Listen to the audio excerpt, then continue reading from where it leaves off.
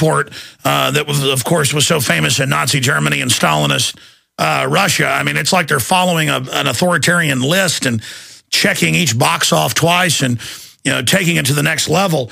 Again, what were you going to say to Congress specifically, sir? Because I want people to hear that testimony. Oh, wow. I mean, you know, what I was hoping to do is go after them and respond to them. Because, you know, as you're pointing out, they say a lot of things that turn out not to be true. And what I was hoping to do there is to be the fact checker. That I wouldn't have stuff prepared necessarily, that I would more respond. And when they say, you know, the radiation is safe, I'd be able to say, well, you know, you say that, but here's some data, and you're not letting us know. When they say the full body scanners detect plastic explosives, I'd say, well, no, they don't. Here's the data. The manufacturers say they don't. We know they don't. I mean, you're lying there. And, you know, and that's really what I wanted to do, whether talking about the no-fly list or the shoe scanners. I mean, all of these things they do, and they make the statements, and they don't get a lot of checks on it. So I was hoping to be the fact checker. That's why I thought it would be fun, because rarely do I get to actually confront them. I mean, I can say my pieces, I can make my arguments, but they don't have to respond. And I figured with congressmen staring at them in the face, you know, we might be able to get an actual response. Well, I mean, if the TSA is being called before Congress to be grilled because the nation's in near revolt over their legendary abusive exploits, and then you're one of the known, admitted experts, you know, coming in to counter them, and then they complain.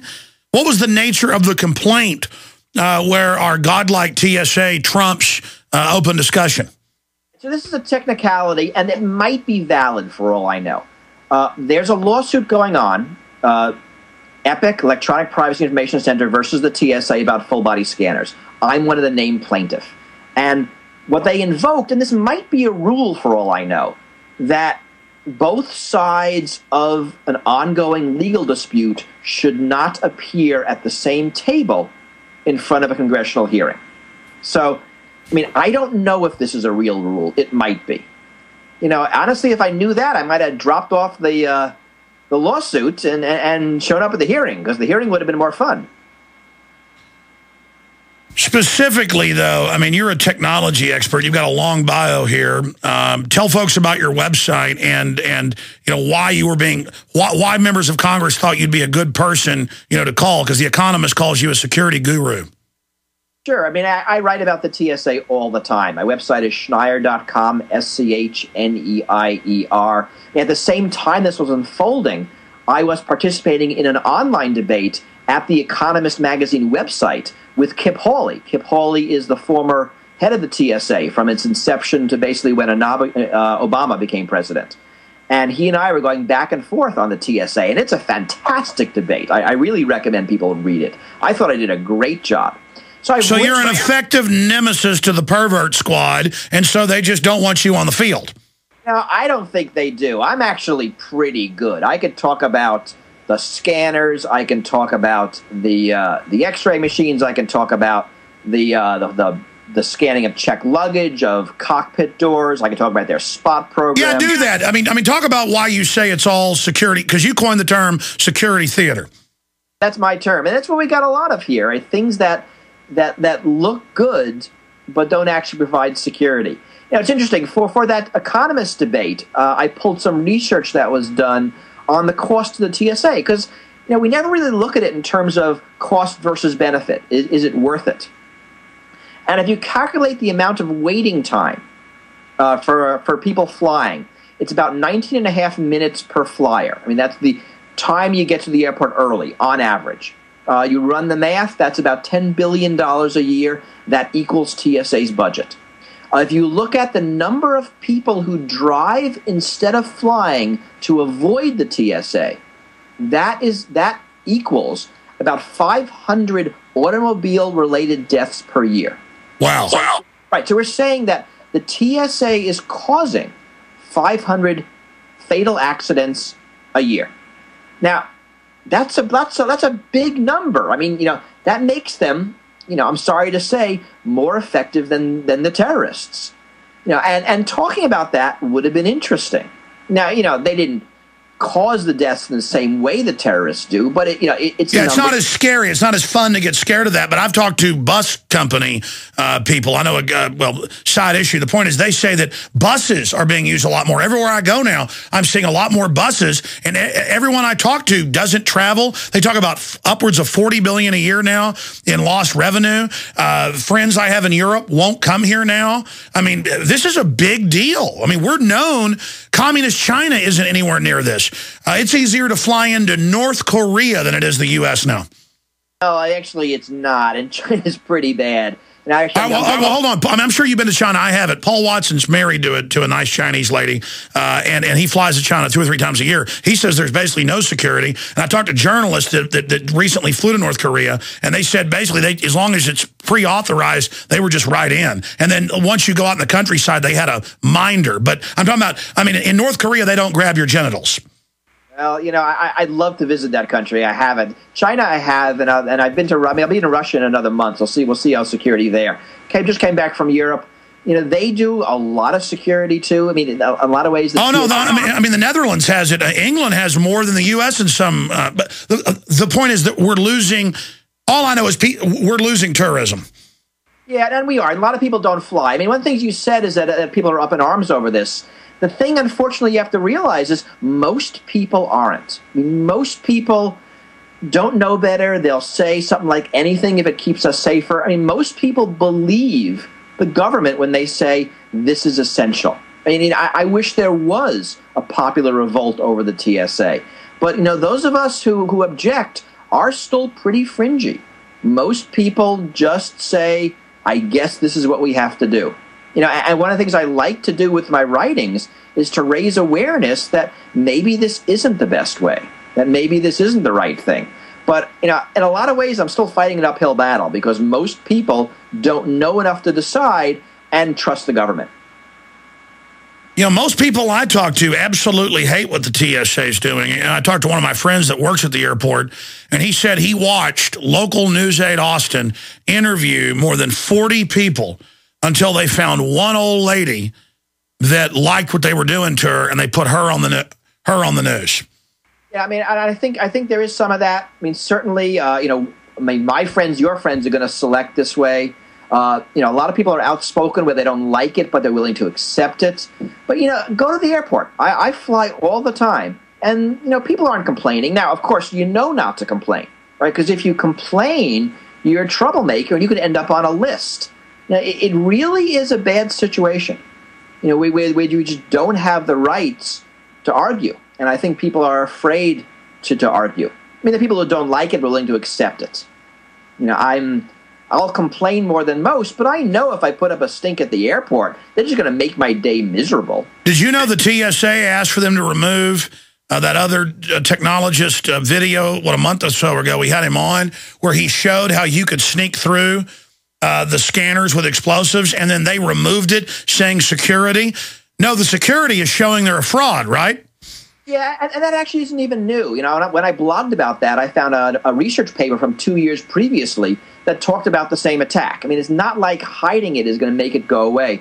I didn't know the video was removed. That's interesting. I'm pretty sure it's up in Europe somewhere. I'll go back and look around and update my blog. No. They took it down for a while. There was a big outrage, and then it was put back up. The point is that they did take it down for a while.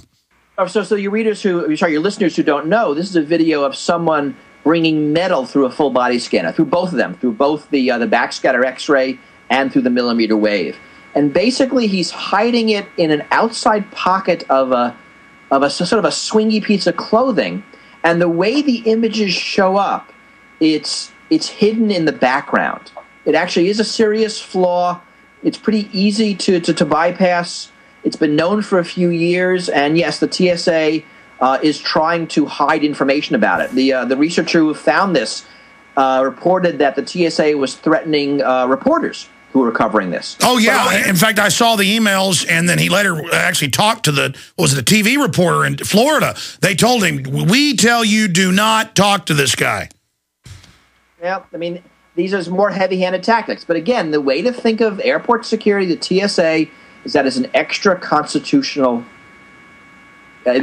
organ. I mean, it's extra constitutional space.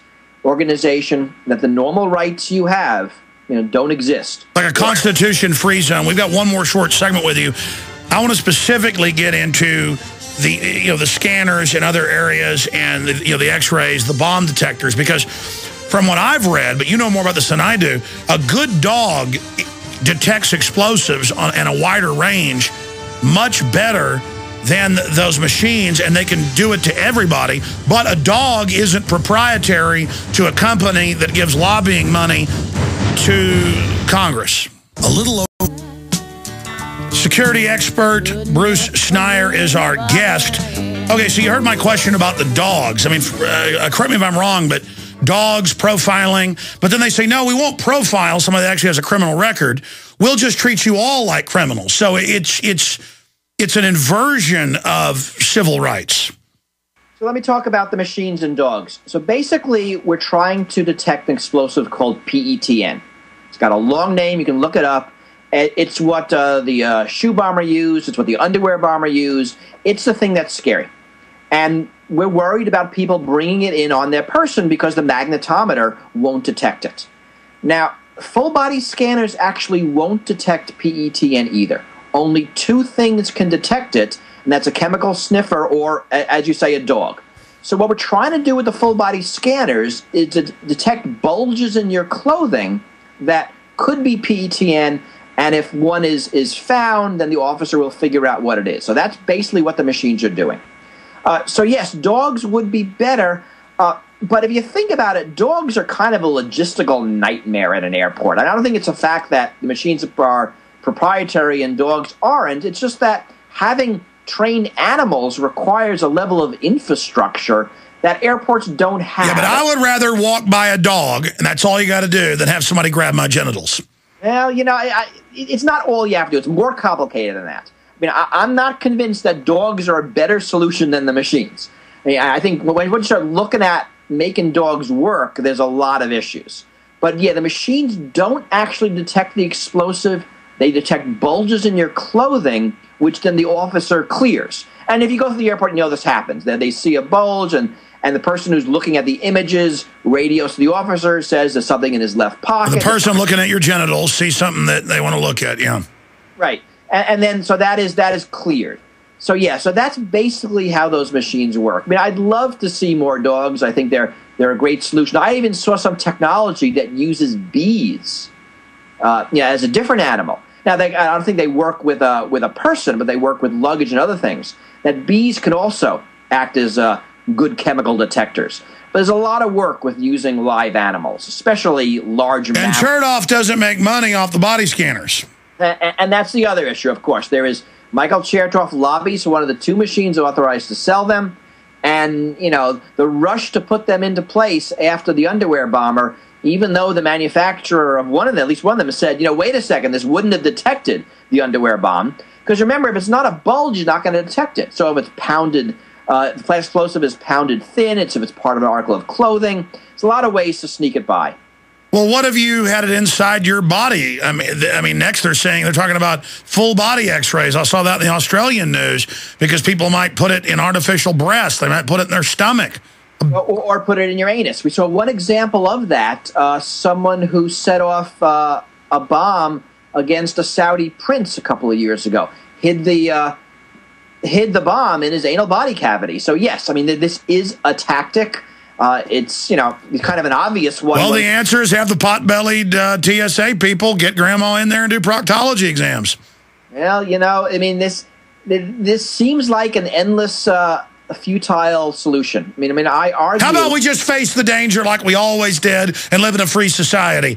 Okay, I mean, if they had a plane with no security versus security, I'm getting on the one with no security. But unfortunately, the market doesn't ever. I mean, market rarely differentiates on security. Yeah, it would be interesting to have more secure airways and less secure airways, and see. The truth is, they can't protect you. The world's not. What, terrorists are going to attack down the road? We're going to have checkpoints on the road now. I mean, it's never ending. Of course, Anwar al-Awlaki did die secretly at the Pentagon too, and the underwear bomber was put on the plane by the U.S. government. Bruce, thanks for the time.